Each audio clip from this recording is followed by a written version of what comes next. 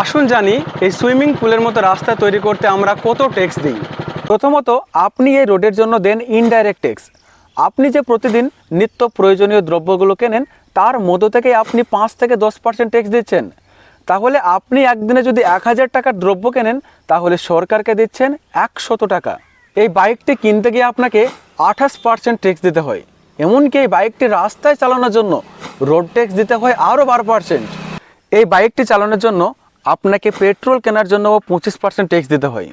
এত কিছু ট্যাক্স দেওয়ার পরেও আপনি যতই ধনী হন না কেন আপনাকে চলতে হবে এই রাস্তার উপর দিয়েই।